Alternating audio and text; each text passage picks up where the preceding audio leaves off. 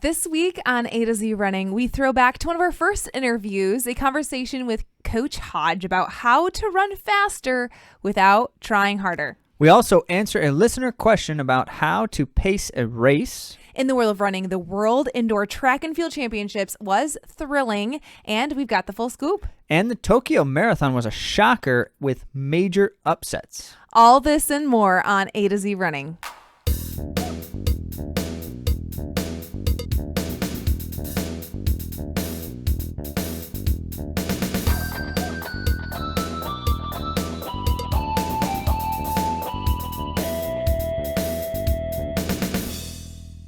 Welcome back to A to Z Running, where we help runners thrive with information, inspiration, and coaching and training services. I'm Andy. And I am Zach, and you can find out everything you need to know about everything we do at AtoZrunning.com, or follow us on the places where we have stuff. That's Instagram, Spotify, and YouTube primarily.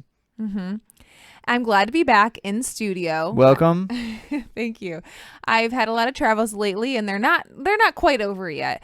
But I recently was in Milwaukee and had a fabulous running experience along Lake Michigan. On the other side of Lake Michigan, I could wave over to the Michiganders over there. It doesn't work that way. No, it doesn't. But it was a beautiful running path along the water, and it got me thinking, like, I'd really like to know different cities, major cities that have good running within a couple miles of like city center. I think it'd be helpful to know these things because I can find, like, I'll Google and research a city and it's running, but usually it's like parks surrounding the actual city itself. But I don't have a car when I go, and I'm not going to be Ubering everywhere. So I'd like to know, like, within a couple miles, up to 4 miles maybe, is there a place I can run within city center? Yeah, I mean, like, what are the good places to run with access from the city? That's an important question. And it's like in Austin, Texas. Everyone who's local to Austin, Texas knows that there's this like perfect 10-mile loop that everyone does because it's like bike paths the whole way. You don't ever have to cross major traffic lanes, which is an incredible thing, right? That's just super uncommon. But if you're visiting Austin, Texas, it's hard to find out about that unless you happen upon it, or if you're savvy and clever, as some of us are, and you search Strava heat maps to find out where people are traveling while they're recording things on Strava. But even then, the Strava heat maps can really deceive you because you get more cyclists than runners most of the time, and that's not always the same kind of thing, where you want to ride versus where you want to run. So anyway, yes, we often find ourselves wishing we knew where good places to run would be in the cities we're visiting. Right. And that is not exclusive to the U.S. Other places, like I know some of you are listening from London or from Switzerland or in other places where there could be major cities that this could be helpful information as well for travelers. So if you have a place that you know of, that you've traveled to or you live in that has good running in the city, please reach out, because I am thinking about putting together an article that identifies some of these places. If we can find them. If we can find enough of them to make it a good resource. Well, speaking of things that you're sharing and that we're also sharing because you're sharing them, let's get on to your questions.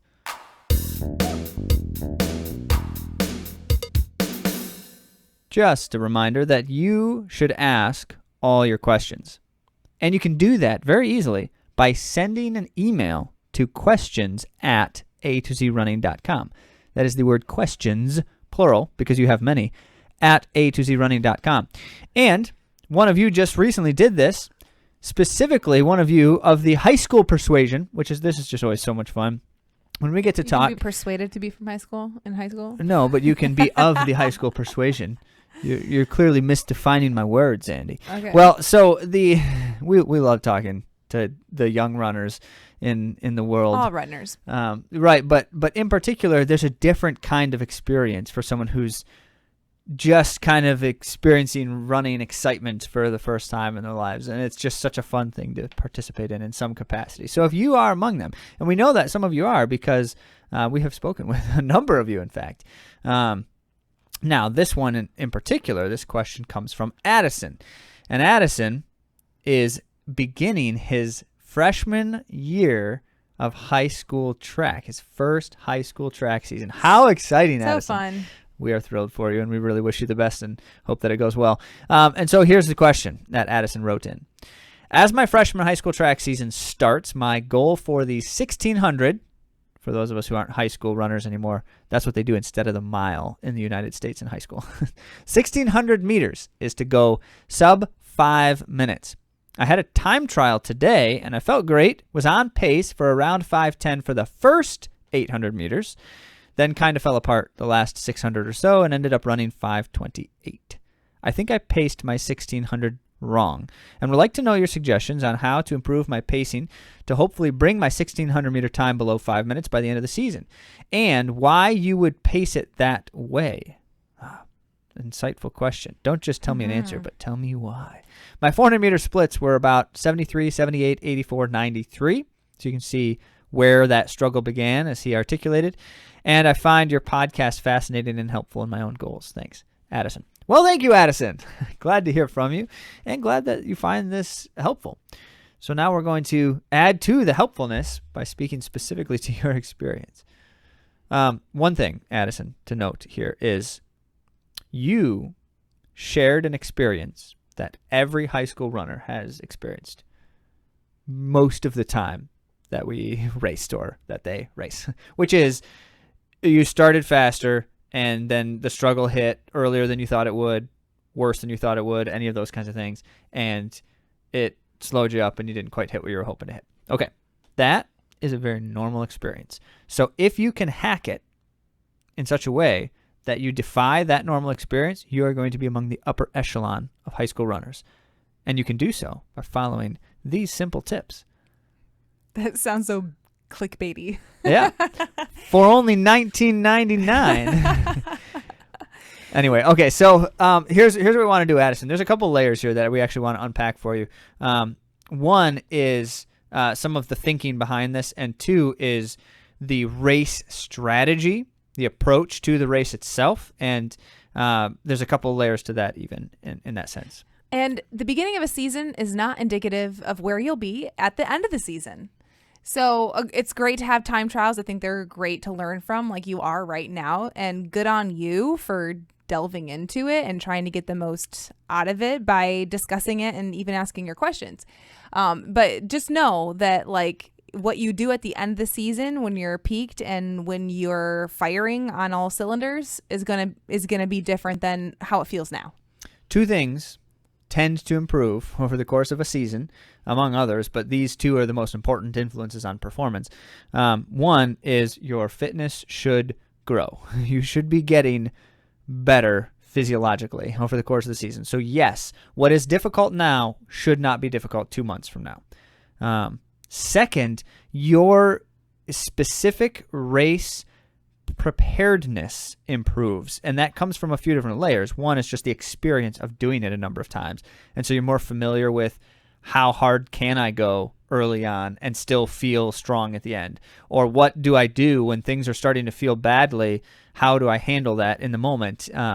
And all that kind of stuff. Just experience is going to really help with that. And so don't shy away from trying things, especially early in the season, and learning from mistakes if you make them.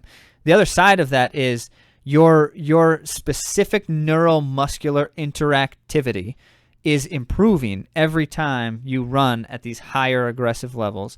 And especially if you're aspiring towards something like a 5-minute mile, for instance, the more times you do things that are faster or faster than that or around that, the more familiar your body is with moving at that degree, and it's just going to be easier. So the fitness grows, the neuromuscular interactivity improves, and your experience overall is getting better.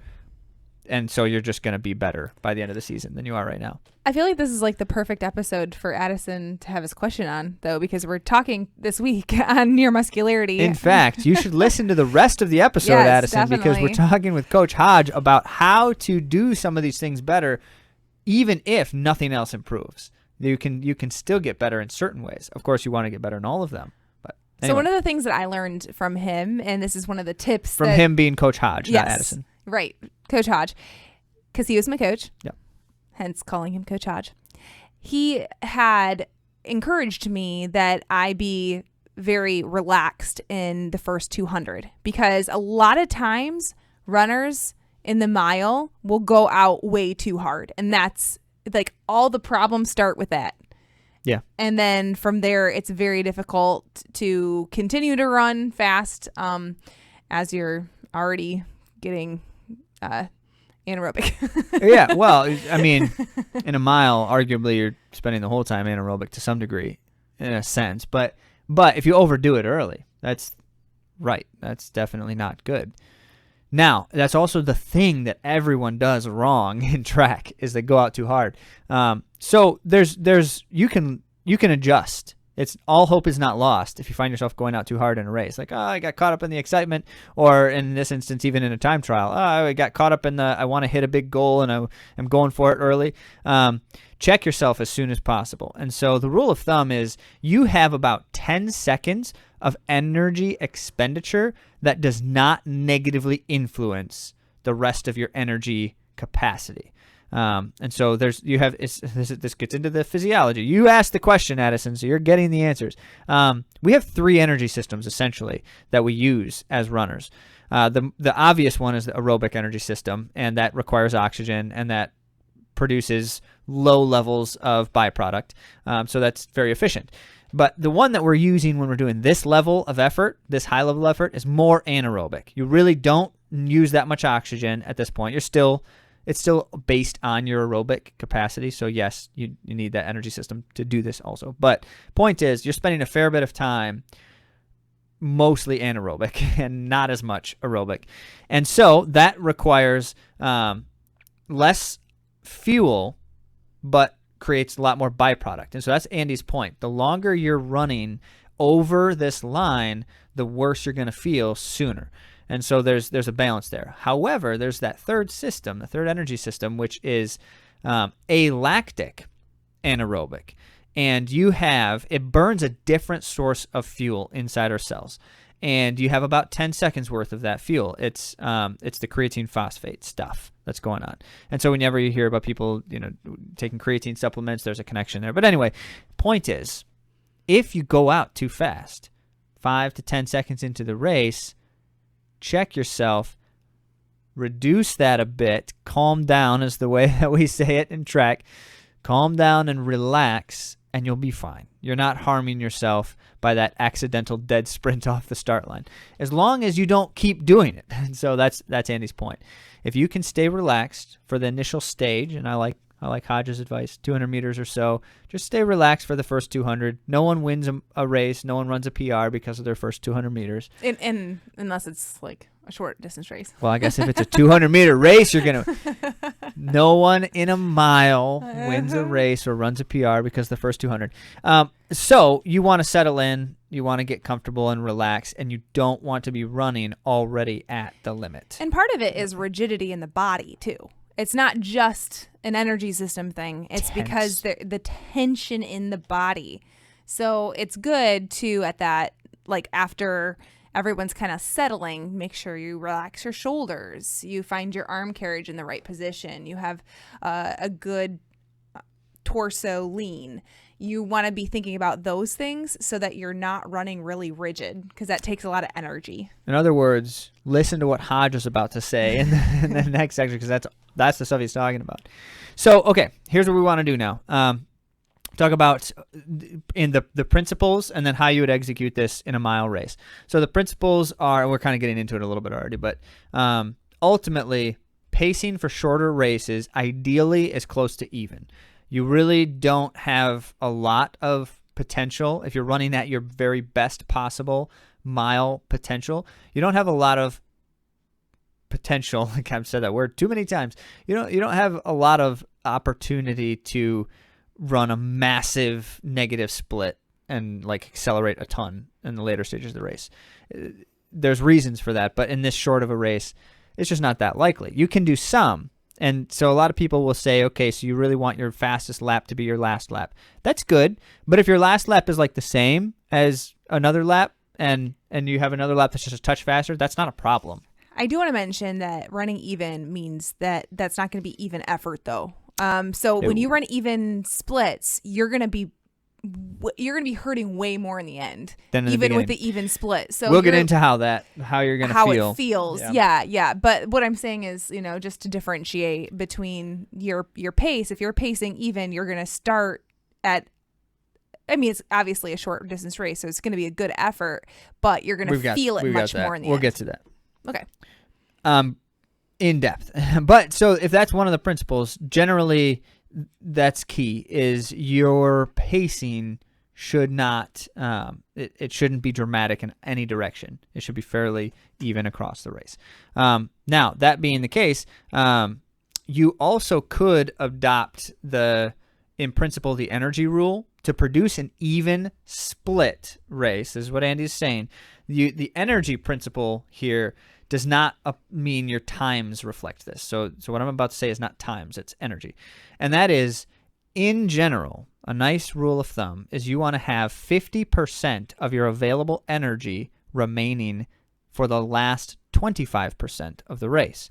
And a mile's very nicely divided into quarters already for us. So you want to have half of the energy that's available to you still there when you start the last lap of the race. One, because you're going to have to expend a lot more energy to continue doing what you're doing. That's what Andy's saying. But also, that's what allows you to then finish in the fullest possible exertion when you have a little bit more energy than you need available. And so that's where you're going to get a little bit of acceleration in the last lap, potentially. As I say, many people do try to negative split in a race, in that instance, in the final lap. But it's not usually by much in this kind of a distance. So if that's it, you could adopt that rule of thumb, and that's going to help. We'll explain that in a moment in terms of the specifics. And then ultimately, let me just provide a caveat. This is not necessarily the same advice we give for all distances, but for a mile, these are the things that we're saying. Okay, so here we go. As Andy was alluding to precisely, it doesn't feel the same each lap of the race, even if you're running in the same exact time in each lap of the race. So you have to accommodate that. You said to us that you were on pace for the first half, and then things kind of started to fall apart. That means that you were running too hard in the first half, and that your physiology probably is not ready at that moment to run that time. Now, that doesn't. There's many caveats we can apply. A time trial by yourself on a track, or even with teammates, but a time trial on a track is not the same thing as a race day experience. There's going to be a way different amount of energy and adrenaline, and that helps you when it comes to the race most of the time. And so we don't really compare apples to oranges here. We just simply address what we learn from a situation like that is likely we need to start a little bit easier, and we're not quite ready to run 5-minute or 5:10 yet necessarily. Doesn't mean you won't be next week or in 2 weeks, but in that instance didn't seem like it. But here's how we find out. This is the way we would approach it. So as Andy said, relax off the start line. You really don't want to be sprinting off the start at all. And that first lap should be close to what you hope to run in terms of pacing. If you're exerting energy appropriately, it should feel very comfortable. In a mile, you should not feel like you're working hard in the first lap. Any miler of any level, that should be true. First lap is comfortable. And if it's not, you got to back it off. You have to find that zone somewhere where you're running strong, but you're feeling great. Okay, second lap should actually feel about the same as the first lap. You're really not feeling like you're exerting too much yet. Still strong, still comfortable. Depending on the day, sometimes the second lap starts to hurt earlier than other times. But really, you're only halfway into the race. You should not be feeling strain in your exertion yet. As such, the second and first lap almost always should be very close together in pace if you're just running an even exertion, because your body is not fatigued enough yet where it's going to be feeling the effects, and you're going to have to change energy exertionally. You're going to have to change your effort. So those should be fairly close together if you're running an even effort. So that's a good tell. How do I know if I was holding a consistent effort? Well, those paces should be close. Now, third and the fourth lap is when things change. The third lap in the mile is almost always the worst. Am I sharing an experience that you would agree with? Yeah, I agree. Okay, good. So if that's the case, what we mean by that is you start to feel it, but you can't slow down. In principle, right? You don't want to slow down, but you're feeling worse. So now you have to increase your energy output to maintain the same pace. And in a mile, you should expect that. You should, in fact, plan to have to increase energy after the halfway point and increase effort, I should say, after the halfway point, but not see any improvement in pacing. And so in some instances, you even slow down a little bit while you feel like you're increasing effort still.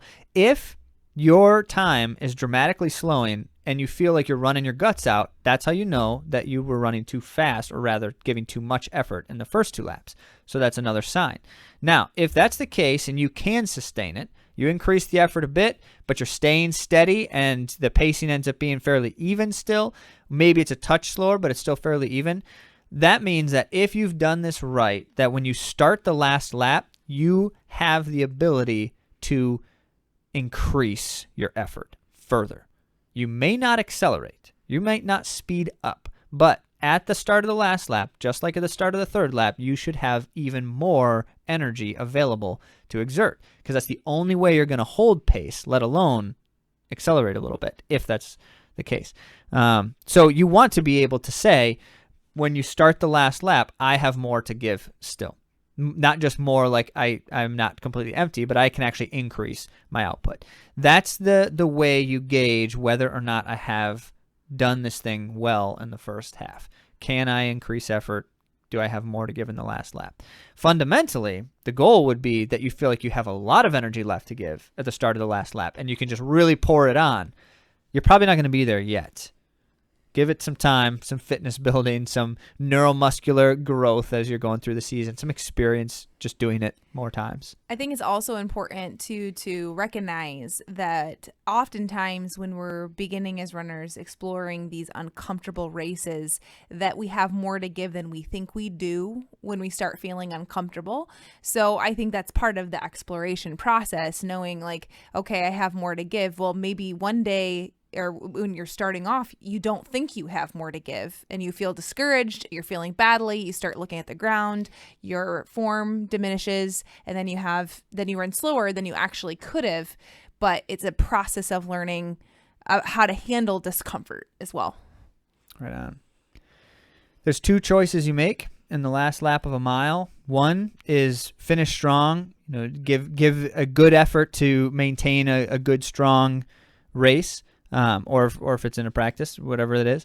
And the second is give it all you got and drain the well. And we would suggest, Addison, that you do not do that in practice. Practice is not the time to empty everything you've got and see how fast you can run. It's nice to run fast in a training run, and it's exciting to see fast times, but you really shouldn't be doing that physiologically too often. It tends to delay recovery and then delay adaptations, and so you're not going to be able to improve quite as much over the course of the season if you're doing that too often. So save that for the races. Which there'll be plenty of. There will be enough of them, so don't worry about it. And you'll have plenty of time to rehearse that experience. So let's recap it for you here, Addison. You want to try to run the fastest race possible for a mile. That's your goal here. The best way to do that is to make sure that you have enough energy left that in the final lap you can pour it on. You have more. In order to accomplish that, you need to be able to run strong but comfortable for the first half, feeling no strain. I'm feeling good. I'm not overexerting. That means that the 3rd lap's probably going to feel difficult but totally manageable, and the 4th lap you're able to give a little extra. If you can do that, just keep trying it. Practice that. Don't worry about what the watch says right now. Don't worry about what the clock says right now, because it's going to change as you get on in the season. You'll get much, much closer to your goals as all the pieces come together. Don't think about that too much at this point.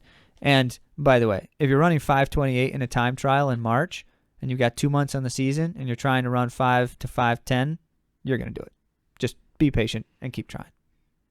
Awesome question, Addison, and good luck to you. Let's get on to our main topic.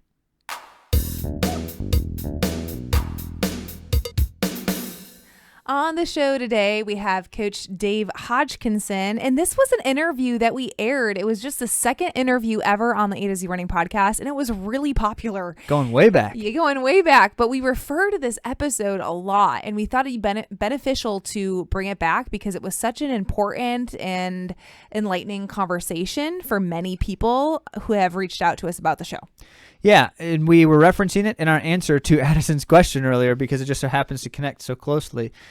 In principle, the idea that Hodge is going to put forth is that we can run faster without changing anything about exertion. Now, that's not the goal. The goal is not to not try harder also. But if you are doing things well in certain areas, it's helping you without any more effort. And so what does that mean? And what does that look like? Hodge is going to talk all about that. Reason why we feel like these kinds of topics are the kind of thing we need these reminders, because as runners, we hear it from you constantly as we're talking with each other and in our own experience, where it's like time goes by and suddenly I think, I haven't been doing that thing that I probably should be doing because I know it's helping me, but I get busy and I don't have a lot of time before or after my runs, and then I forget, and now I'm not really doing it anymore. Well, here's your reminder with the very best of them, Coach Hodge. So we're talking about running economy today, and certainly an area that you have a vast amount of experience and expertise. If you could just give us a bit of your background and why this topic is so close to home for you. So I was a high school athlete who ran about 17 minutes when I was a senior. So I was fairly mediocre. So after I got out of high school, I went to college, hurt myself immediately, and moved back home and decided I was going to be a coach. And somehow got interested in how do you move better? Happened mostly because of the 1984 Olympics, when I saw these steeplechasers from Kenya go 1, 2, 3 and I thought, how is that possible? How are they doing that? Watched that video maybe 50, 60 times to figure out what they were doing, and finally noticed that they're just moving their legs a little bit different when they suddenly pop off everybody else with a lap and a half to go and they just run away from everybody.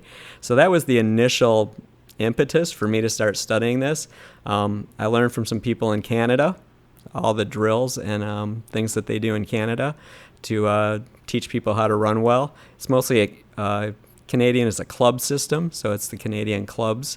And one of the clubs just south of Toronto, there was a guy who worked there who taught me some of this stuff at some clinics. And then I was at a school in Caledonia, and they sent me to Portland to learn some stuff too. And so I went out to Portland, and I was the speed and strength teacher at Caledonia, and mostly got that stuff from those two places.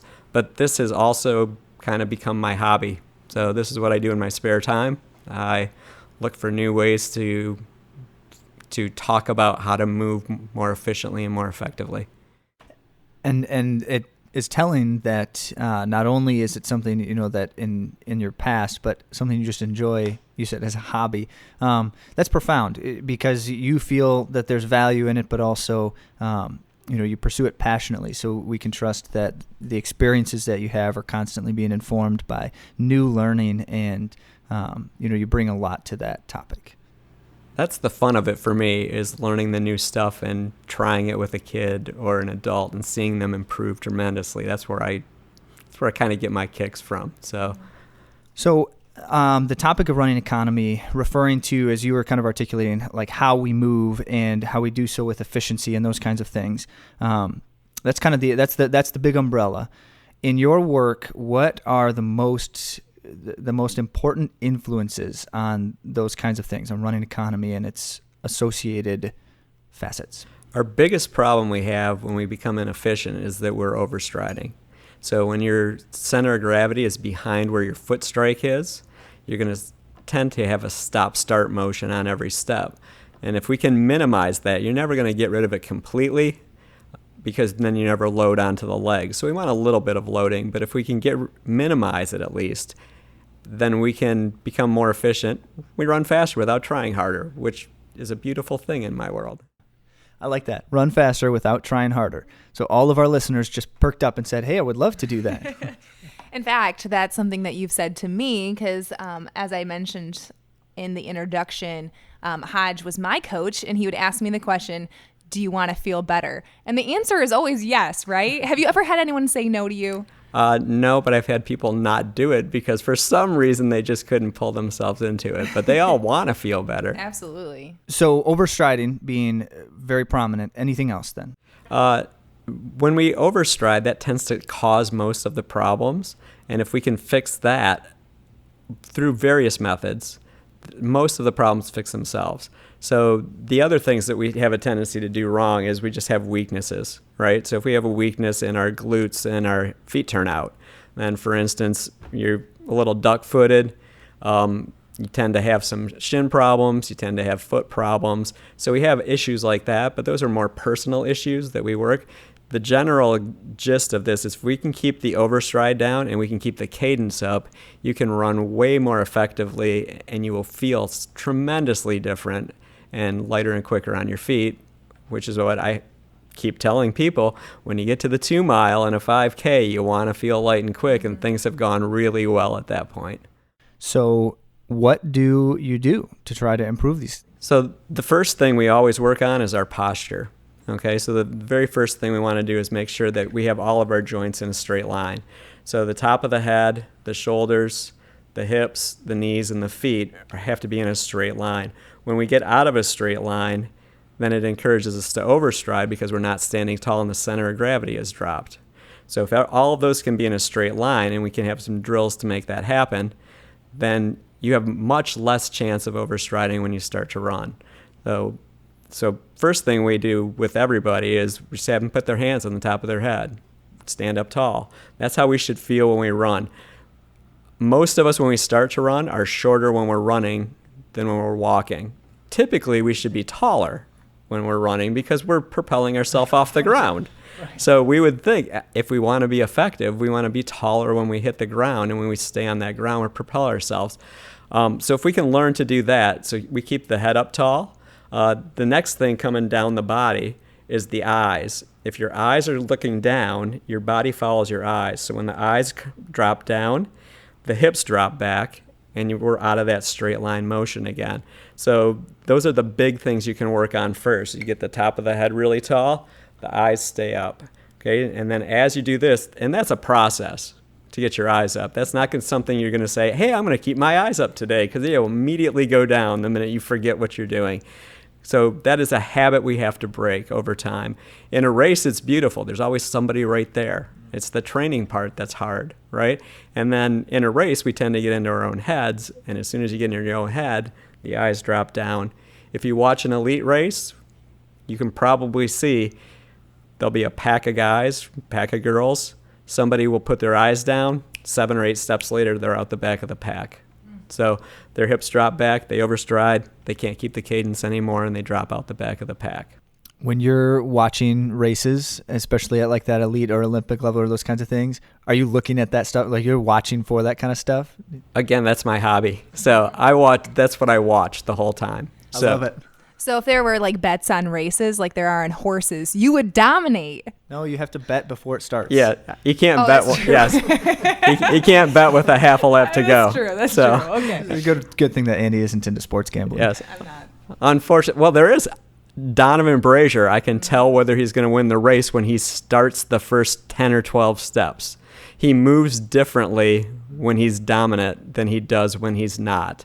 And obviously this last year, he was dominant all the time, right? But he's had some times in the past where he would not move well. His foot didn't come up well and back, and then he would not be able to kick at the end. And because of that, because he was inefficient, he couldn't find that second or third gear he had in the last bit of the race, which he has now every single time. Seems like it, yeah. Yeah. So certainly, as you look, it's kind of like you have this top-down kind of element in that sense. When things are when people are implementing some of those factors well, but things are still not there, where do you look next? So I usually just work from the bottom up or the top down on individuals when I work with an individual. So if we continue the way down the body, we got the head tall, we got the eyes, then the sternum needs to stay upright. Because most of us, when we start to get tired, we'll let that come forward. And when it comes forward, when we come forward at the top, something has to compensate, and what it compensates is our hips go out the back. So when our hips go out the back, we tend to start to overstride again, the feet get a little heavy, and then we say, now I feel bad. I don't know why I feel bad. We do know why you feel bad. You feel bad because your feet are hitting in front of you. It's costing you more energy on every step to get off that foot again. Is there risk? And so I should give context to this question, because as you're saying that, I'm just reflecting on a very recent experience where, I was feeling bad pretty consistently, and I got on a treadmill and put a camera on myself. Just put my phone somewhere nearby so I could see it, and then would run for a few minutes and go and watch it. And because I knew something was just not. And as it turns out, a lot of things were off. As I was working to correct some of them, I started to feel some back pains and some other things that just pains that weren't good and that were starting to worsen over some of that. But I was also just kind of trying to do it on my own. So all of this is coming to the question of, how do you do these kinds of changes in a way that maximizes that without risking other potential problems? So like any change you put in your training, it's going to have to be gradual, right? We don't jack our mileage up really fast, right? We don't just decide, I'm going to sprint every day, right? Every change has to be gradual. So what I like to do is work at the posture things first. And if we can get the postural things down, then the muscles will have time to adapt. And then you can start working on the things that will kick a little more speed into you by changing the way you're actually moving instead of just changing the way you're standing. So the postural things are what I tend to work on first. And then as I'm doing that, we will work on some strength exercises to build up some muscles that are obviously having problems with specific individuals. I think I kind of led us to this by accident at the moment, but so there's certainly a school of thought out there, and now you know where I'm heading with this, that says we're all different, we're all unique, structurally, physiologically, biologically, and that being the case, the best thing is to let whatever is natural be, so that I feel the most natural or whatever comes naturally to me. See, I would totally agree that we're all different and we're all unique, but I would also assume that you all totally agree there are laws of physics that we cannot violate without having some effects on our body. And so while I'm looking for specific things, I'm not trying to create clones, right? So some people have longer legs. They're going to move differently than people with shorter legs. So depending on who the person is, we're just trying not to have them violate those laws of physics. And when you overstride, we have a law of momentum that when you hit in front of yourself, that law of momentum says we're slowing that momentum down if the stride is too far out in front of us. So regardless of who you are, the farther you get out front, if you hit that with force, you're going to have some problems there. Speaking of problems, because I've had injuries, how important is running economy to staying healthy? I think it's one of the most important things. Most typically, I can watch the way someone's running and tell you where their problem is coming from. Because, again, if you hit on, let's go back to that overstride with your foot turned out a little bit. When you do that and you roll across the arch collapses every time, which tends to mean you're going to get shin splints. So when kids start, they all tend to move like that. They get tired, the feet fly out because their glutes are weak, and they start to run, and everybody gets shin splints the first 2 weeks of middle school cross-country practice. And then what we have to realize is if we can get those glutes to work right and we can get them loose and they can be strong, that all those problems tend to go away. So I did middle school cross-country this year. Kind of fun. Interesting to start kids. Yes, and not one person on the team had shin splints this year. That's a major accomplishment. Yeah. Yes. Yeah, we should probably clap for Yeah. and that's so important because it seems so easy. And I'm speaking now from the coach's perspective. When I was coaching high school for the first time, it's so easy to hear the complaints and the problems and just be like, yeah, you're weak, you're undertrained, you haven't really done this before, you're new to the sport, just give it time and it'll just kind of work itself out. But without intent, you may even potentially be causing more problems, it would seem, than. Yeah, and I think my philosophy has shifted over the years because I've dealt with middle school kids and I've dealt with elite people. So my philosophy has gone more to how can I make you better from where you're at? Which means if you're having shin splints, we got to fix those first so that you can continue to train more, right? And we can start to build those, build the mileage up, build the speed up. You can move more effectively and we can do some things. If you're hurt, none of that's going to happen. So, because I think I've had the luxury of having really good athletes before, I don't feel like I have to make every one of them really good right now. And I can be patient with them. And so that's what I would encourage anyone to do if they're changing their form. It's a process you have to do. When I learned this stuff, it took me about a year to learn how to do it well. And that was without any kind of hiccups in that time. So I changed things a little bit at a time. And I went from 1708 to 1530 in that year. Wow. Yeah. I think anyone would want to see that kind of improvement. Yeah, if we put a percentage point on that, that's exceptional. Yeah. So the research that I can find says if you can get a 1% increase in your efficiency, which sounds like nothing, but it's actually going to take you a long, long time to do, you can get up to 10% improvement in your time. I personally have never seen anyone get 10%, but I've seen people get darn close. 20-minute girls run 18:15. If they work at this stuff and move differently. There are a couple kids that I worked with over the summer who were 7th and 8th people on their team, and the next year they went in, they were the first runner. So just by fixing their form and fixing their efficiency. The nice thing is when you get more efficient, there's less pounding on your body, which means now I can do a little more. Now I can do it a little faster. And now the training effect starts to get in there too. And so you're not just learning to move differently, it also opens the doors to doing things better and doing things harder. So a scenario, I'm curious then, because going back to, you mentioned, a full year in that one instance to really kind of get to that point. And certainly it would take time, even if it's not a full year for anyone.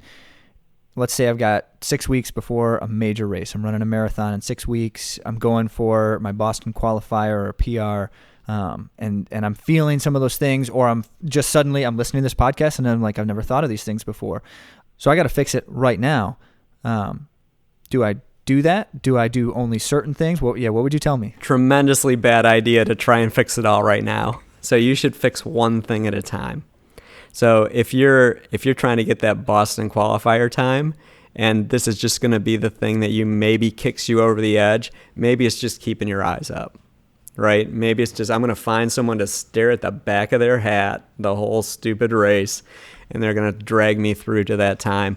Or you stare at the sign with the little time on it, right? Your eyes are up then, right? Well, if you're close enough to the sign that you can see it, right? Yes. So you've got a bunch of things you can do there. So that I would try to do one thing at a time. When I did this, I added one thing at a time in.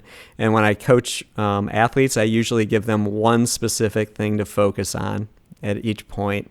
And once they master that, then we move on to the next ones. Is some of that the teacher in you talking to? Absolutely. Yes. Isn't that it though? If we want to do this right, we need to do each part of it right. Absolutely. I love that. So I'm curious, kind of taking this outside of the immediate context of training and just our everyday lives and all of the things, the activities we find ourselves in, or even just sitting at the dinner table and how we sleep, and all of these kinds of factors can influence this kind of stuff. What are the things that we should be more aware of and trying to avoid so that we're not counterproductive to the good work we're doing in training? Yeah, I think one of the things we can do, we all tend to live our lives in our own heads, which means most of the time your eyes are down. And it's very interesting to put your eyes up. I learned this personally. We were hiking in Colorado through the snow, and we had a young man in the back who could not keep up no matter what.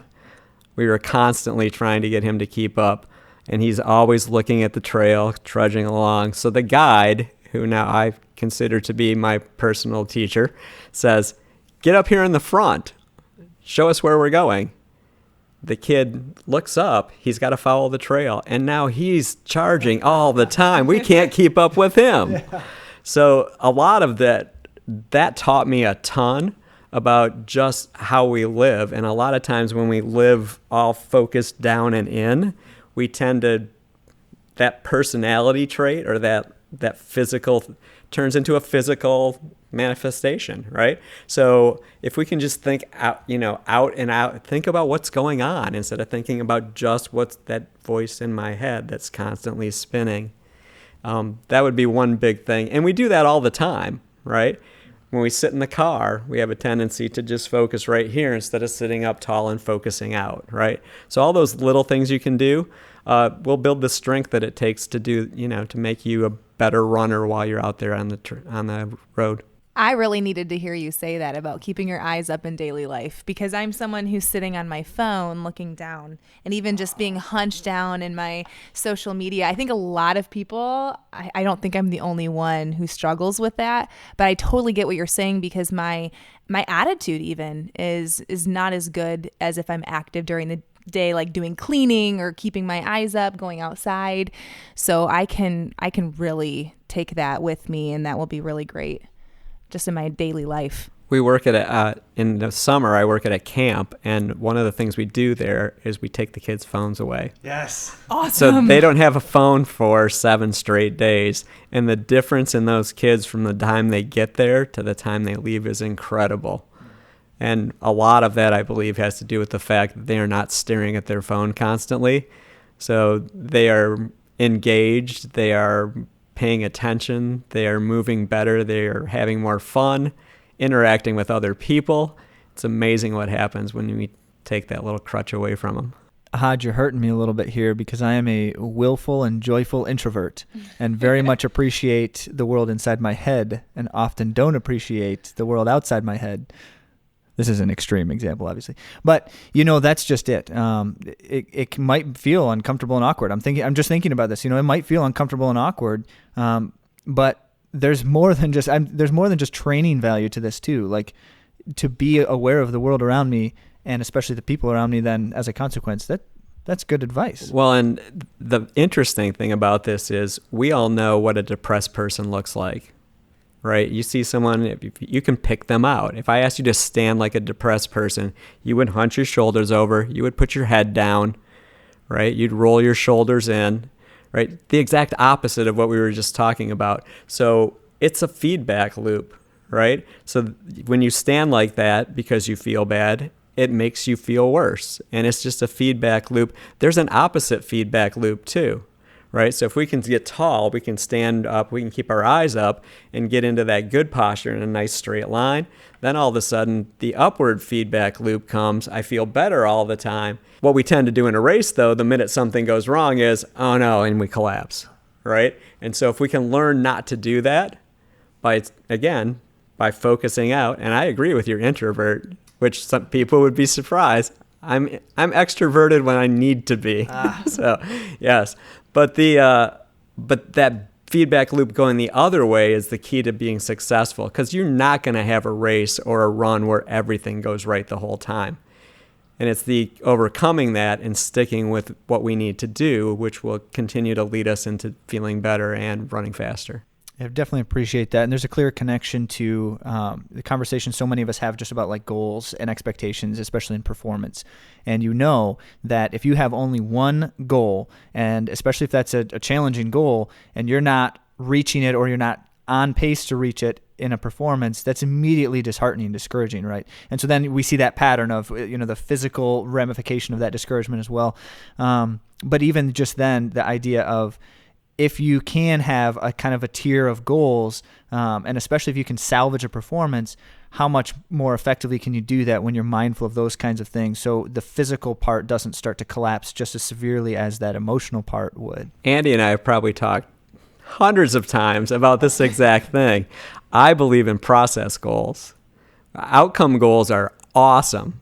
But outcome goals aren't where we get our kicks. Our kicks should come from that process goals. And that process goal, when I talk with kids, I have these like Jenga blocks that I stack up, and we try to knock them over but you just build the process goals down, and you can take one little block and you can blow on it.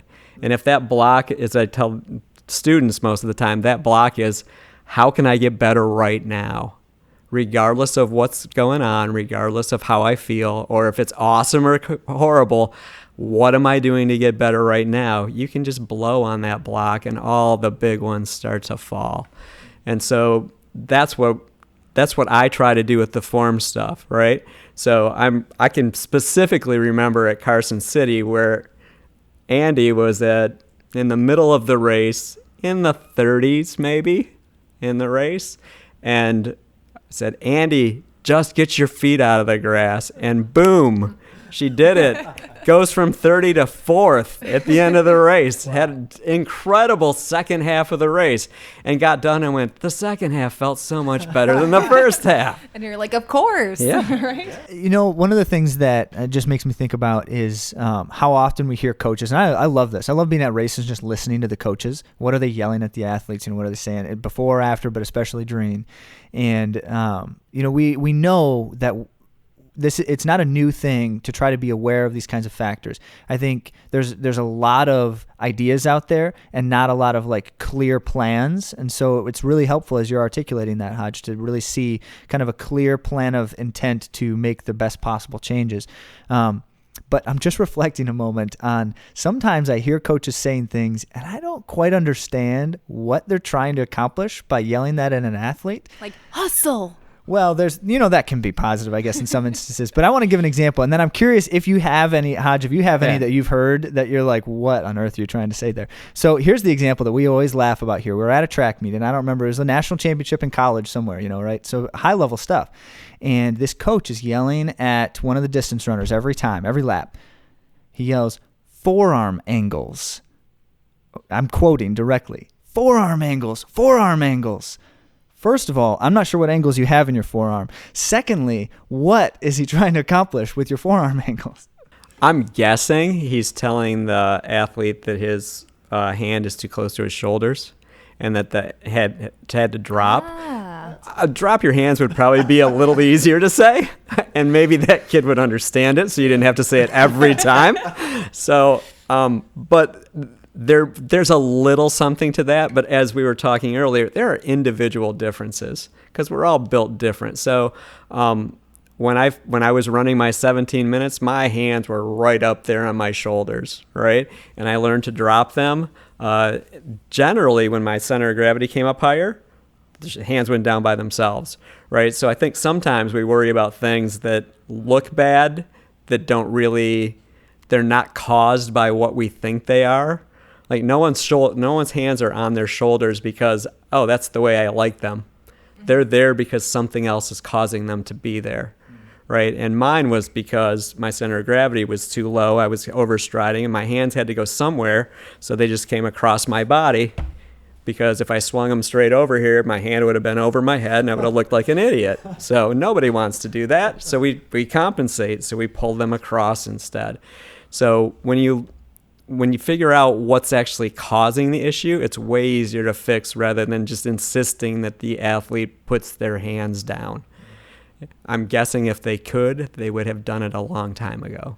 One of the reasons I became a coach when I was in high school, the team that we were always trying to beat had a coach who would go off onto the back of the course, smoke a cigarette, and swear at his athletes as they went by that they weren't trying hard enough. And I thought, I can do better than that. Yeah. So that's what I'm going to do because I know I can do that. Yeah, and that's, and that becoming something, you've impacted so many athletes and programs, both the programs you've coached and just the ones you've supported instill significant impacts. And so as I'm just kind of reflecting on, that process for you, that's been profound, and we can certainly appreciate Andy benefiting directly from time working with you and so many others too. So thank you for making that choice and for entering the field with such passion. This is who I'm supposed to be, in my opinion. I feel like I've been led to certain places to deal with specific individuals, and I can point to them at every one of the places I've been. And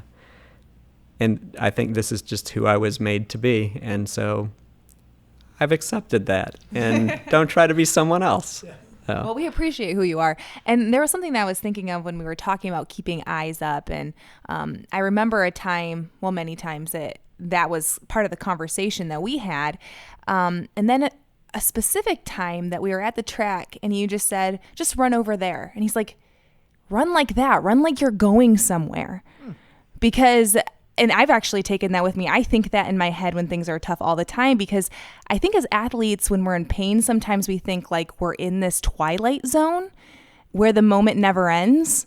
And whenever I think, no, I'm going somewhere, and my posture is better, like I start running with better running economy. And I distinctly remember that when you had me just run across the field and you're like, yeah, run like that. When you do that, you're running with purpose instead of just to get it done. Mm-hmm. And a lot of times we run just to get it done. When you're a little kid and you're running to get a ball, watch them. It's beautiful, right? There's no thinking. They just go, right? And when we think that way, when we're thinking, I'm just going to get to that point, right? And then you can play with speed, you can play with things, and then it becomes more of a game like the kids, and you enjoy it so much more than if you say, I'm going to march down here with my head up tall and my eyes straight up and not enjoy this. No, you got to have some fun with it. The whole purpose, in my opinion, of this, the whole purpose is to test ourselves, right? We want to see what we can become and how we can get better, and that helps us in all areas of our lives, right? And B, to have a good time. I'm hoping nobody runs because it's your chore, right? Yes. So I think we all have some kind of enjoyment from this. So that's really that's the great summarizing statement. I think we just can draw that out one more time, which is, how does it begin when you first talk to an athlete, and why should you do these things? And so, Hodge, if you could just say that for us one more time, then why do you tell athletes to do these things? So when somebody's starting to run, my big thing is, how can we get better as people, right? We just want to make ourselves better. And I have my purpose statement for cross country every time I coach is, how do we get better physically? How do we get emotionally? How do we get better spiritually? How do we get better in every single way of our life? And we include academic in that when I'm dealing with students. And so if we can improve in those areas all the time, then things turn out to be really good. And when you're improving, it's fun. Right? So if we can take care of these little tiny things, like just standing a little taller, then it makes the enjoyment better, right? You feel better while you're getting it done. You feel better when you're going faster. And so those are the things we work on. Well, thank you so much for being here. It means a lot to us, not only because we have connection to you, but also because you're obviously a high expert in this area. So thank you so much for being here. You're welcome. Thanks for having me.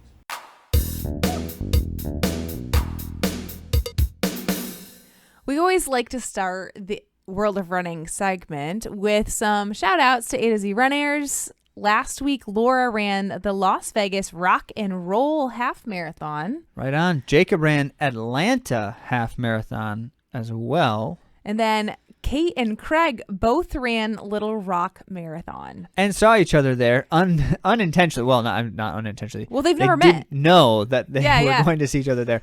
They have not met, which is, the product of, we support runners from all over the place, multiple continents, and certainly many states in the United States. And so these people don't necessarily know each other, but they show up at an event and they're wearing similar shirts. Yeah, shout out to the AtoZrunners. Yeah. And that's really fun. Now, a quick note about Craig. I got to boast on Craig for a minute, if I can. And then I'll boast on Kate. So yes, you go first. Yep. Okay. So, anecdotally, Craig had some alternative goals for this race. This is not like a focus race for him. He's trying to run marathons all over the 50 states of the U.S. And he's well on his way, by the way. If anyone's keeping track, this dude is going to do it. But point being, this was one of those where he's kind of like checking off a box. But at the same time, every time Craig does a marathon, we talk about what do we want to get out of this one in particular? What's the point of this? What's the kind of thing that you want to achieve within this event? Even if it's not a focal point, even if it's because in many of these, Craig's just out there running easy. He's not trying to push himself for a time. He's not trying to push himself for a performance. And this one in particular, Craig had an idea, and I really liked it. And so he decided to go for it. He was going to change up some of the strategizing we were doing to create a context in which he should negative split the race without necessarily doing deliberately like changing effort and trying to finish hard or anything. And just wanting to feel good in the last 10K and enjoy the final stages of the race. You know, in a marathon, even if you're running well easier than you could, it's still 26 miles, and that doesn't always mean those last 6 are lovely. Well, not only did Craig execute very well and had a really positive experience, minus having to jump over someone who tripped right in front of him. That kind of threw him off a little bit. But aside from that, Craig said he's like, I think I might have passed like 100 people in the last few miles of this race. Wow. And it's just really fun and exciting to just kind of have like a positive momentum in the late stages of a marathon, which is just rare and difficult to achieve. So congrats, Craig, on that. Exciting. Glad to be supporting you through it and looking forward to the next one.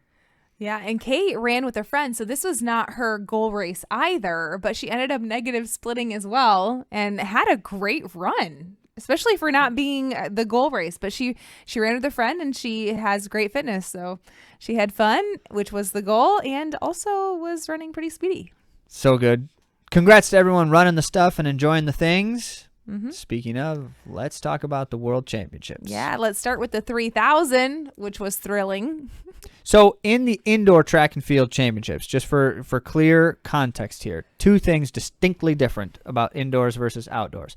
One is the arena. So indoors is an inside track that is half the distance of the outdoor track. So outdoor track is 400 meters. It's a big oval, fits around a football field, things like that, right? Indoor tracks are 200-meter tracks. Traditionally, there are many other distances of these tracks, but in competition, they're going to be 200-meter tracks. And they have banked curves because it's such a tight curve that, especially for the sprinters, you can't make that curve on a flat. It just isn't possible, or you break your ankles if you do. And so they've got banked curves. They do the sprinting events in the middle of the track, not on the side straightaways, because they need more space for them to finish and not run into the wall. And they still do that, by the way. They run into the wall. There's a huge pad, they call it the crash pad, that they run through the finish line and then up the banked curve into the crash pad. And I have to tell you, it's a terrible idea because runners get hurt regularly. Not badly, but they like bash their ankle in a weird way. They're finishing a 60-meter all-out sprint, right? So they're only just getting up to top speed, if that, when they cross the finish line, and then suddenly they start running up a slope because they're on a banked curve and into a padded wall. Just bam, and they hit it hard. You can see it. So that's terrible. Track organizers, change that. Stop it. Okay, that's it. That's all I'm going to say about it. That's all you're going to say, okay. But the other thing that's different is because of the nature of that condition, that constraint, they do different events in an indoor track. They don't do all of the long events. They do some different in field events, and it's just not exactly the same track meet. So there's some excitement around, something that's different and unique and all that kind of stuff. And the longest of them for the World Championships for this year is the 3,000-meter run. Yeah. Yes. What a fun event. Mm-hmm. And you get a variety of different runners in this event. They come down from longer distances and up from shorter distances. So sometimes you have mashups that aren't typical. Yeah. And I love that. Yeah. It's really exciting. On the women's side, we're going to talk through the 3,000-meter championship run. Beatrice Chipkoech took it out hard, and now she's a 3,000-meter steeplechase. She's the world record holder in the steeplechase. And when I say she took it out hard, she took it out like really hard. 65 for her first 400. That would be seconds. 65 seconds. 65 seconds. You're going to have to give us more context. How do we know that that's really hard? So how fast would Addison, that for be? instance, for a mile, that's going to be a 4:20 mile. So for further context, that would be about the pace that the women ran in the 1,500 meter. That's insane. Which is half the distance. So she went out fast. Oh, it's crazy. Wow. Then it slowed Yep. at 1K, and then Gudaf Sagay took the lead to try to keep the pace hot, to keep it honest. World record holder for the 5,000 outdoors. Right. And then Does she still hold an indoor world record too? No, I don't think anymore. She has the 10. She won the 10,000 in 2023 and the 5,000 in 2022 outdoors. Yeah. So already we've got a clash of titans who don't generally race each other because they're different specialties. That's Right. exciting. Right. And then so it's just very interesting how this all goes down. Keep So going. the rest of it I'm not going to like talk through like how the rest played out like on the track, except for the end. Gudaf Sagay was out sprinted by USA's very own Ellie St. Pierre For the gold. for the gold medal. What? Yes. First ever gold for an American in the event. Yes. Yep. Yep. St. Pierre was fourth through the entire race until the 1K mark, and then moved in. She ran like a pro. Well, Yeah. she is a pro. I mean, they're all pros, but she did it just perfectly. She moved into third just before the bell, and then moved into second on the backstretch, and then for the final 200, she ripped it, and she ran the final 100 in 14.69. That's pretty fast. That's really fast. 14 and change for a 100-meter sprint. And what I love about Ellie St. Pierre, you know, I have it in my heart for all these mama runners. She gave birth not even a year ago. So it's going to be a year in March, but like it hadn't been quite a year yet Yeah. when she got her first gold. So we have talked about, we suspect that there's actually more to it on multiple levels. Like giving birth does change people, but it makes super people. I'm quite convinced. I don't know. So my personal experience is that I got faster after having my boys, like a lot faster. Yeah. So I don't know. Like right away and kind of Yeah. inexplicably. Obviously, my blood volume was higher, but after a while, There's more to it, That's yeah. not There's a more to it. factor. So anyway, Your Ellie St. ability Pierre, to suffer, I don't know, who knows, but anyway. maybe it's pain tolerance. How fast was this, Andy? Okay, the How time fast? was so fast, 8:20.87. Which doesn't mean a ton for us, 3,000 meters. It's under 9-minute pace for 2 miles. That's That very tells you, fast. so under 4:30 per mile. Championship record. Championship record.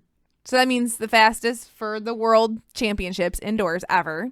It's the American record and number 3 on the all-time world indoor There list. you go. There Yeah. you go. Yeah. And as Zach said, it was the first ever gold medal in the women's 3,000 for an American. Yeah. Now Sagay got her silver in 8:21, and she was disappointed. Her season's best was 8:17.11, which was just shy of the world record this season. 2 years in a row, Gudaf Sagay, we mentioned this earlier in the year, she has missed the world record in this event by tenths of a second. 2 years in a row. Yeah. And in this particular instance, also then missed the gold. It was just weird tactically. It went out really fast and it slowed down, and then Sagay was leading. You know, there's all kinds of championship. No one Strategies knows at what to play. do in a 3,000. Yeah. It It just wasn't happens like so rarely. in a world record attempt, there's lights and pacers and all that jazz, which championship races aren't usually as fast as races that are supposed to be attempts. But of course, Ellie St. Pierre ran her lifetime best and the American best. So that was really impressive by Yep. her. And then Beatrice Chepkoech, whom I mentioned, the steeplechaser, got the bronze and a Kenyan record, All right. 8:22.68. And Jessica Hall was 4th place in an Australian record. Actually, I think it might have been Oceania the record. the whole area Oceania record of 8:24.39. Which is, if I recall, tenths faster than what she ran in the head-to-head duel against St. Pierre earlier this season. Okay. That Where makes- she is that outkicked Melrose? St. Pierre. No, it was before Oh, that. okay. So yeah, it was kind of crazy. It was kind of crazy. These women were brutal. If I were to say like that was the event for the women's distance running. Like Was it the was event. like it had the most amount of talent. Oh yeah, it was stacked Yeah. to the brim. Yeah. So on the men's side, profoundly absent was Jakob Ingebrigtsen. Yeah, not surprising. He had said all along he wasn't really going to do indoor this year. But it was still stacked on the men's side, just like on the women's side. And as Andy mentioned earlier, you get the clashing of people from different events.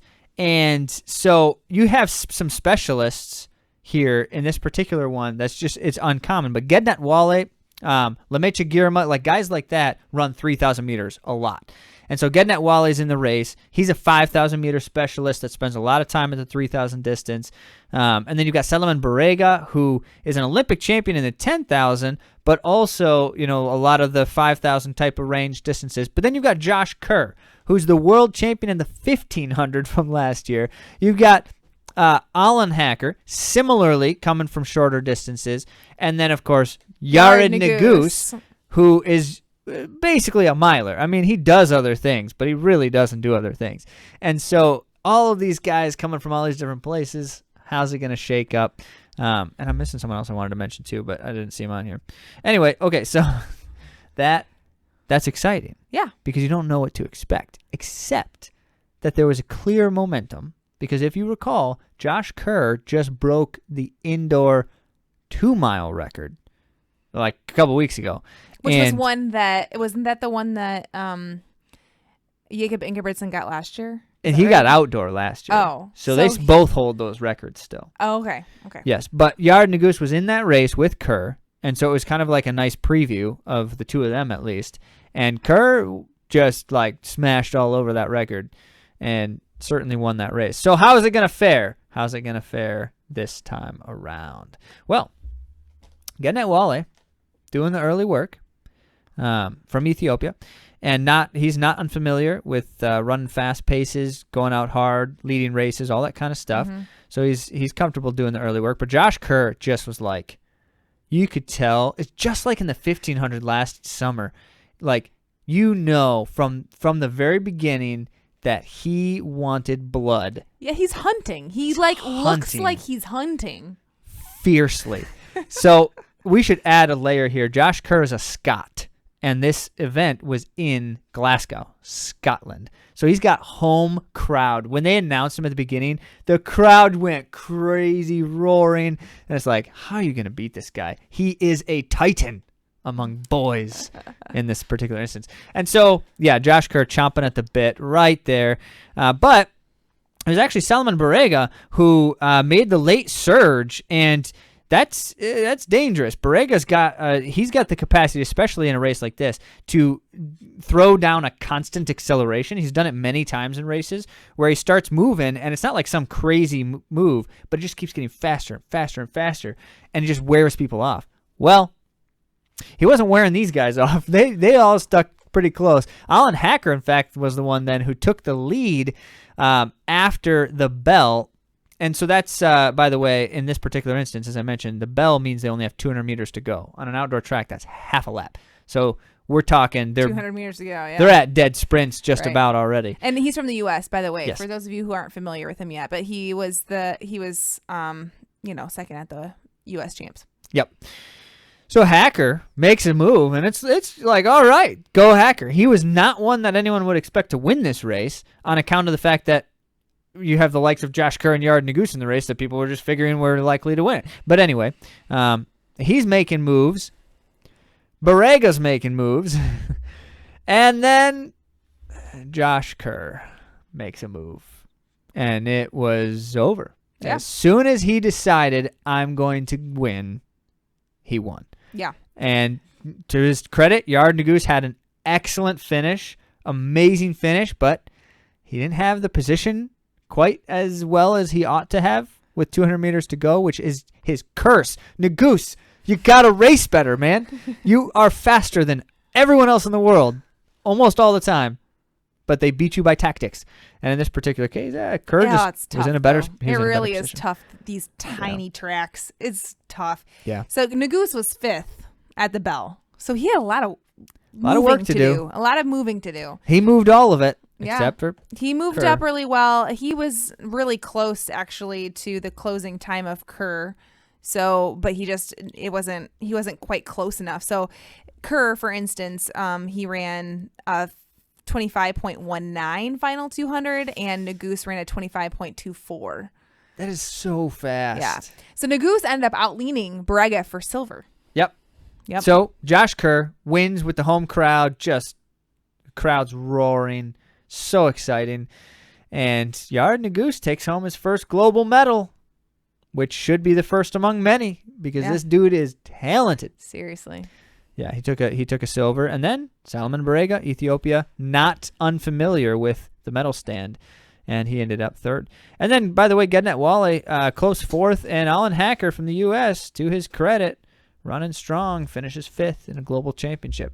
Good things. Now, the next couple races, we're not going to go in quite as much detail, but that was just really, really exciting. That was really exciting. Those 3,000s were stacked. They were awesome.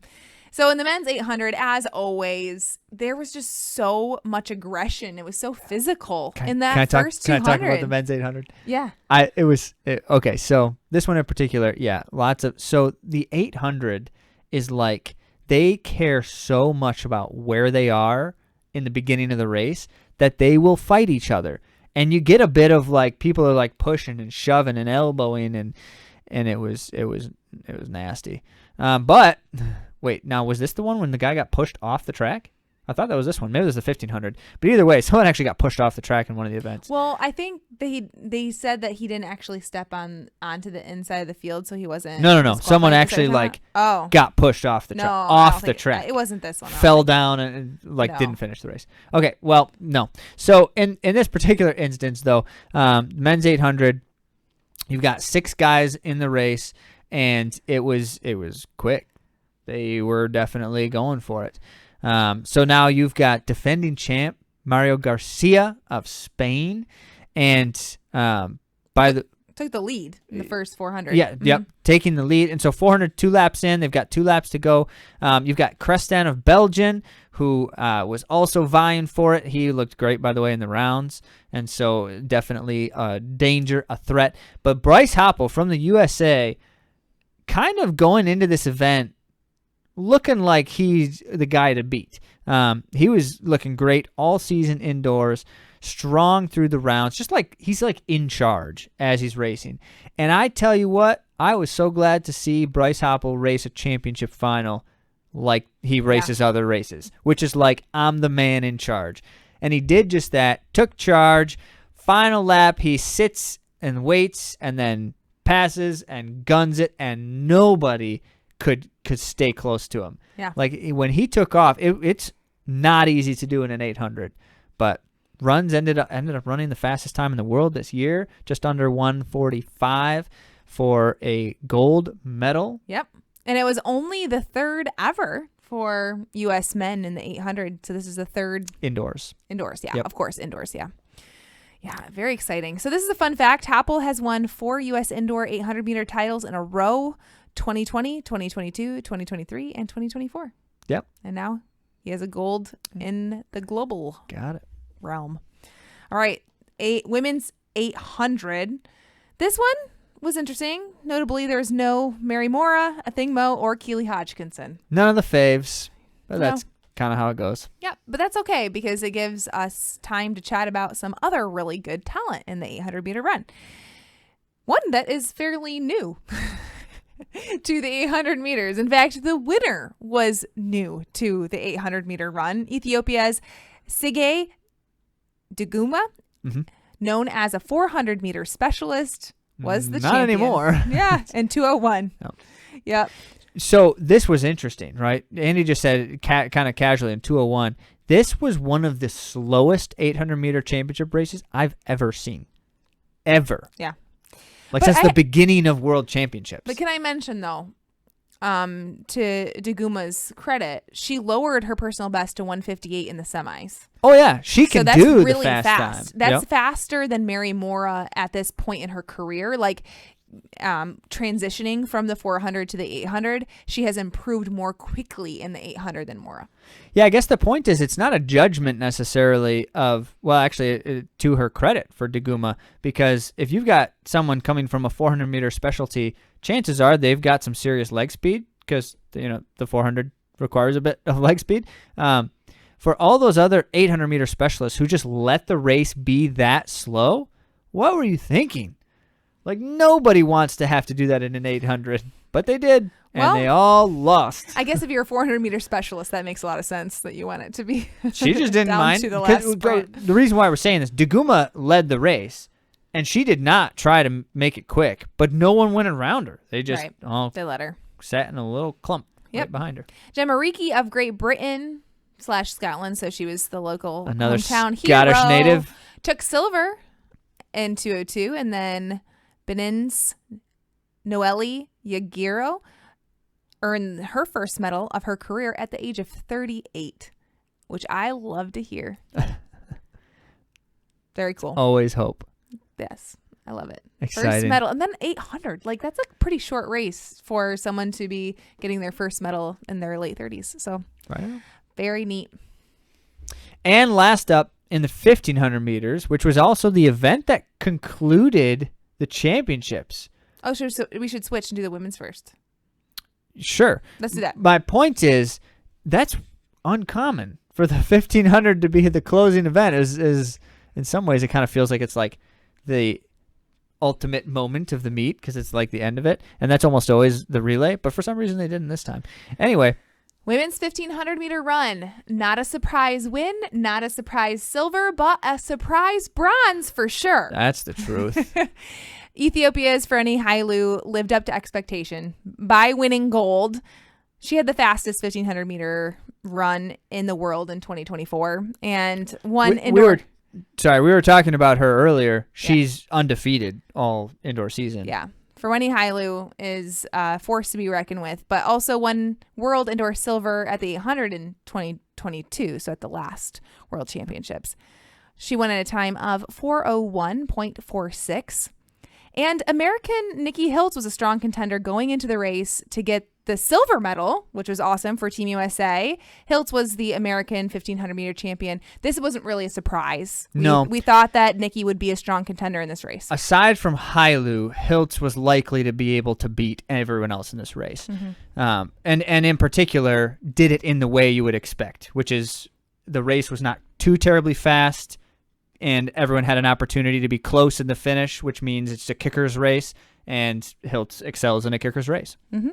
The surprise really came from American Emily McKay, who led the race for part of the latter stages. She went from 7th to 1st, making gains around 1K, and then was overtaken at the end by Hiltz and Hailu, but hung on for a bronze medal. It was perfect, really. It was something. Because I understand that feeling. I mean, not to this level, but listen, I ran the 1,000 in indoors when I was in college, and I was not the fastest girl. And so I, in the national race, took the lead knowing women would catch me, but knowing I had to give myself a chance. And by all the going rest early. of us, Andy's teammates, were like, what is she doing? What is she doing? It was for real. It was a strategy. I'm like, I know that they're faster, so I better go now and then get All-American because people You are... say that in retrospect. No, I'm I not so did. sure that I it was knew. a deliberate strategy. It was. No, it was. It was a deliberate I'm strategy, kidding. Zach. I get and that's you. why I wasn't afraid when they did pass me and just hung on to grab the best spot that I could and get the All-American title. But the what word McKay did, is bold. That's what this kind of a move is. Yeah, An bold. unexpected, certainly not a favorite for the event.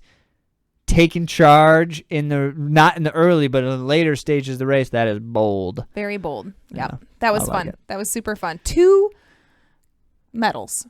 2 American medalists. Fantastic. And that didn't stop with the women's 1,500 because in the men's 1,500, things were just as exciting. And this was a huge field because the fall happened in the prelims for the men's 1,500. And so they had to bring them to the finals, like Right. pass them through to the finals. Yes. So Okay. that's why- Thank you. Yep. That's what I was trying to remember. Yep. So in the preliminary round, one of the guys fell. Adam Fogg specifically. Shout out to Fogg. All right. So he fell, and when it's not, so it was caused by other runners, right? When that happens, most of the time they will give that runner a pass through the round then, on account of the fact that you have no way of knowing how he actually would have been able to do because he was knocked down. So that means you got a little extra number of people in the final, which is fun in my book. That's exciting. But on an indoor track, it's a little bit tense. So big field, lots of guys, and not really clear who is the favorite in this particular instance. You recall Hobbs Kessler, the youngster from the United States, at a fresh 20 years old, has been having a great indoor season. And I believe he's got the fastest time of the field in the world this year as well. So that means something. But he's a rookie when it comes to championship races, and that's no fault of his own. He's just new to the scene compared to a lot of these guys. You got Samuel Tefera in it, who once held the world record in the event indoors, also is no stranger to podiums in indoor track. So you've got the likes of other guys who have been doing this at a super high level, which is a threat.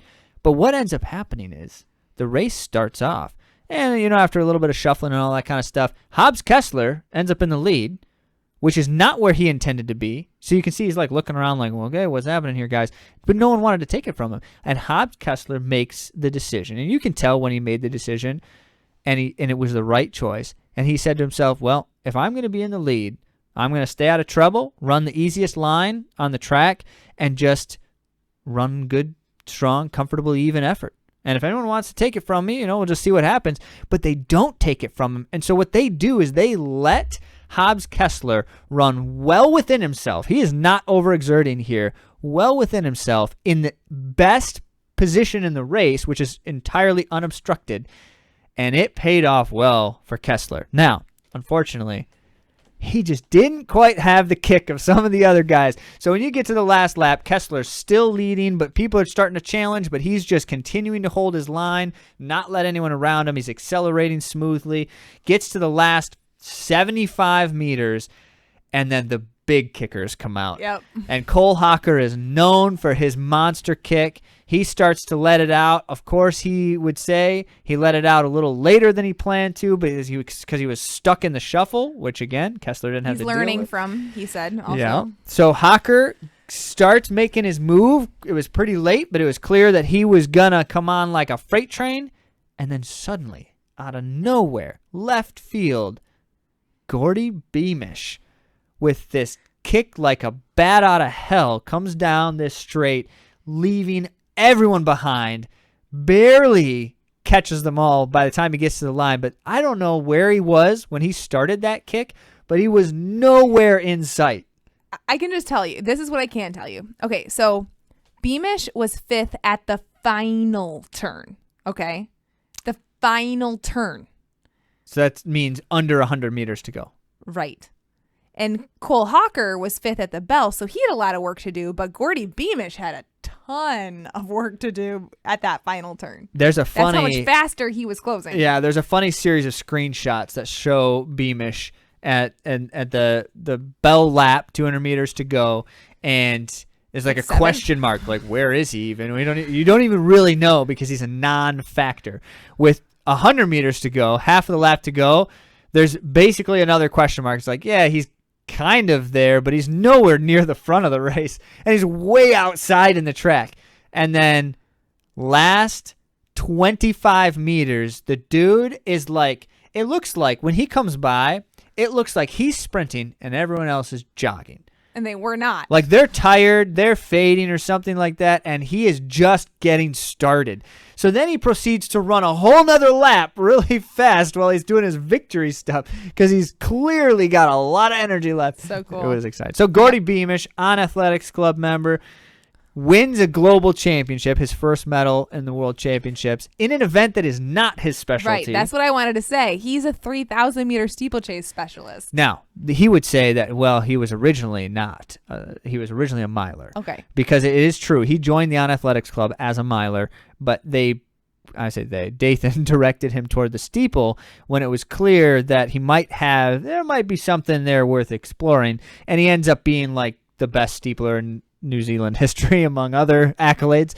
And yet, gets to his roots a little bit here and ends up winning a global title. Well, what's so humble of him, so humble, because he said in an interview, he's like, yeah, I'm still the fourth fastest guy on the fourth fastest miler on the OAC squad. Yeah, I'm not even top 3 on my team, and yet he's the one who got the gold, though.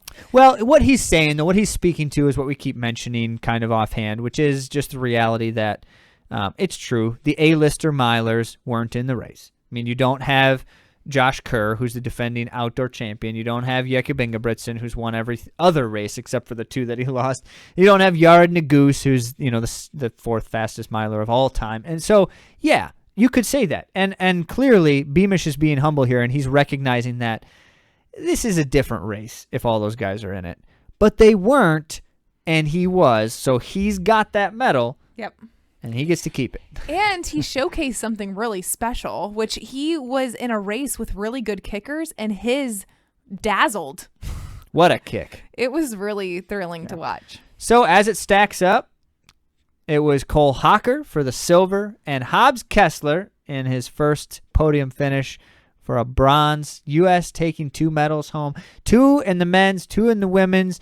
And then you've got the 3,000s with a couple medals and an 800 medal. And it amounts to the United States distance runners, middle distance runners, you could say, were just rocking it. Showed up. So, yeah, we kind of like the USA. We support those runners.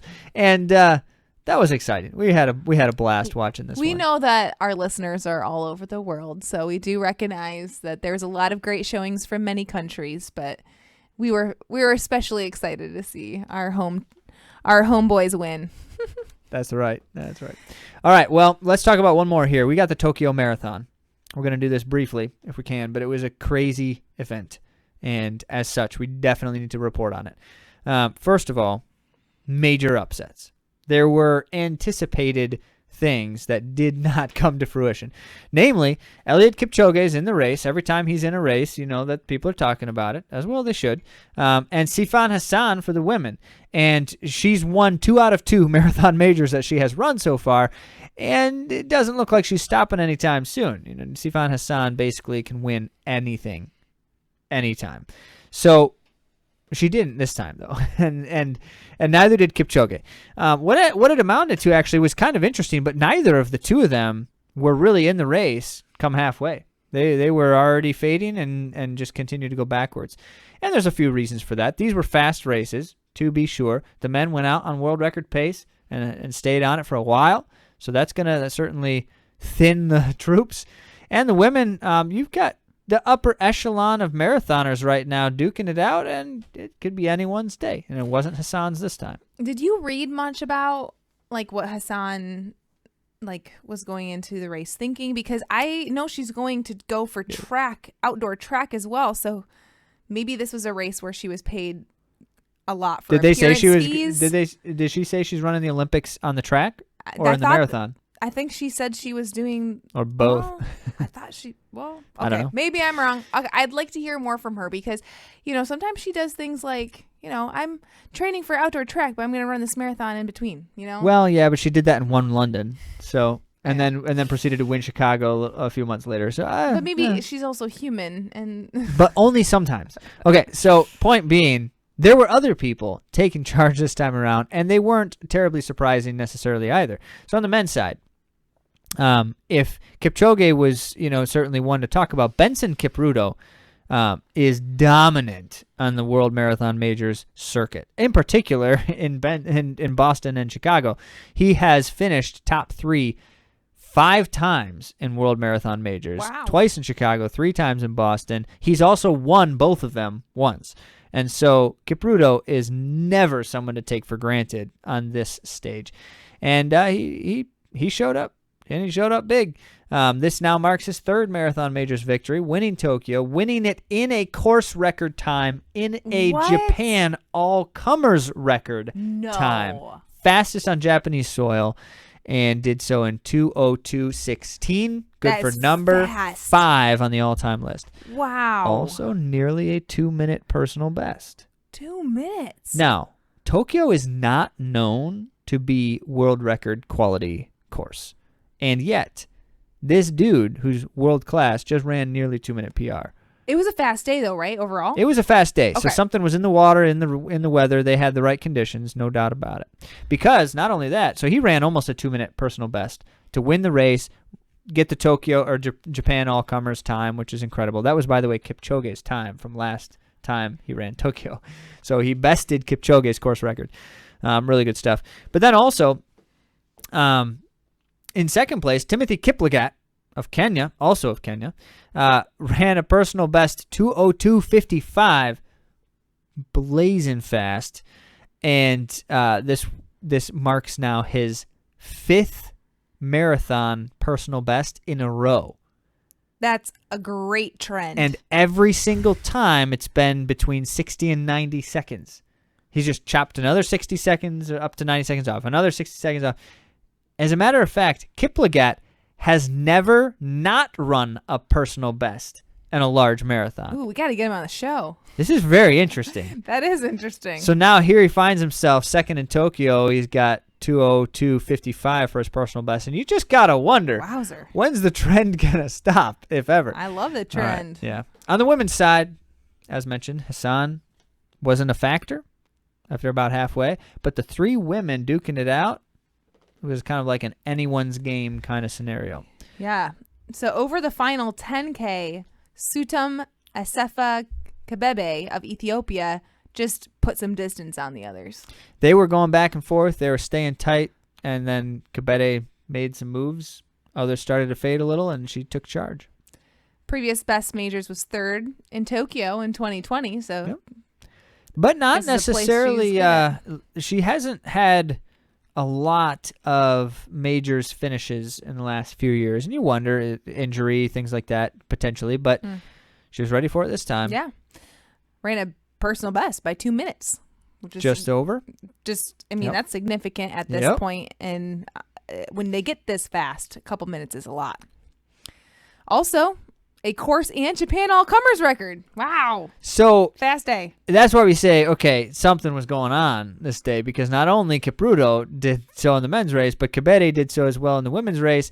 And that time of 2:15:55 is number 8 all time on the women's list. And then the top 3 women were all under 2:17. That is a fast race, folks. Yeah. So Rosemary Wanjiru, who's the defending Tokyo champ, finished second, only 20 seconds behind. And then the 2023 World Marathon Championships champion, Amane Bariso from Ethiopia, was third, also just a hair under 2:17. So you got some good things going for you. Sifan Hassan ended up 4th, by the way. She was not too far out of it, but Oh, no. Yeah. 2:18 and change. Okay, that's good. What's also good is America's very own Betsy Sena was 5th, running a time of 2:19:17, just shy of Kira D'Amato's time, making her 3rd all-time for the USA. That's amazing. That's so good. So Tokyo was the race to run, Seriously. but now it's over. So Which is you crazy. can't You benefit know, like from that. Sena, like she's not going to be representing Team USA at the Olympics, but she's this good. I mean, that just goes to show that the Olympic trials are really exciting, and we have a lot of great talent in the USA because Betsy Sena is showing that she's world class. That's also why a lot of people argue for scrapping the U.S. Olympic trials and deciding the marathon team based on seasons, not based on a single race and less than normal experiences. Jared Ward, I guess, spoke to this because this has been a conversation because I guess it was a huge expense and was very difficult for Orlando. Oh, and yeah. so we don't know if there's anyone who's going to want to host the Olympic trials. Yeah, So- the rule of hosting the Olympic trials is 1, you're going to lose a ton of money, and 2, you're going to make a lot of people mad no matter what you do. The people in the city, the people doing the event. Well, it's because I guess I was reading that like USATF does not give the money for the winnings, and they are so that the host city does all of that, and then accommodations for all of the USATF officials and all of the athletes. So it's a very big ordeal for a hosting city logistically as well as financially. So it's just a strain on the organizers to put it all together like this. And then the reward is not as big as what we would hope, as all of us are fans of the sport, but we need to grow that. There is no reward for the hosting organization. It's just for the sake of the athletes and the experience. But yeah. So Jared Ward then spoke to the fact that really it's helpful to have a championship style race like that that's kind of brutal in some regards, because it does end up yielding really good finishes at the Olympics. Like a lot of times the people who run fast at the Olympic trials outperform their best times, like in a sense of a placement. So like they outperform their ranking. They outperform. That's what I meant. Most of the time. Thank you. You're helping me out here. Yeah. They outperform their ranking, and we have medalists and we have top 10 finishers where it would on paper not look like we would. So he says that he thinks that the Olympic trials yields great racers. Yeah. I'm not optimistic though that it's going to continue as such. Either way, we really enjoyed it, and certainly hope it does continue for the sake of that experience. But on that note, remember that we want your questions, so go ahead and email us. The email address is questions@AtoZrunning.com, so that we can feature those thoughts next time around. Thank you all for joining us, and we'll talk to you next week.